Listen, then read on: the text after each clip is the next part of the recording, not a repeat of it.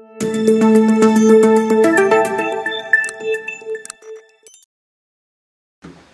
الرخص التجاريه والمشاكل اللي كيعرفها هذا القطاع. بطبيعه الحال حنا ما عندنا لا محل ولا سكنه ولا حتى شي حاجه، ولكن الناس متضررين منها.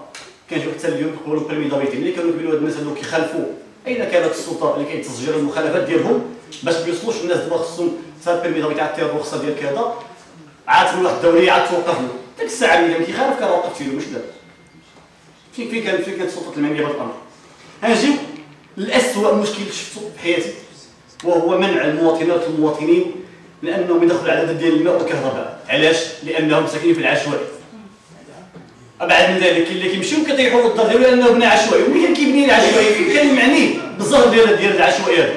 انا بالنسبه لي الملحقه الاداريه اللي دار فيها هذاك المشروع هي اولى انها تريب على ان نريبوا ديك المواطن هذاك، لان هذيك الملحقه ما دارتش الشغل ديالها، خصها تطيح. ما عندنا نديروا به. هذا هو الواقع. تحرم واحد مواطن مسكين من الماء والكهرباء. انا ما عرفتش، انا زعما كنت في ديال السلطه والله ما نعس، ما نقدرش زعما والله ما نقدر. هي فعليا راه مخالف، ولكن سوي الوضعيه، ما خليش ديك الطريقه هيداك عايش بلا ادنى مقومات الحياه الكريمه، واللي هو حق السوري وحق وين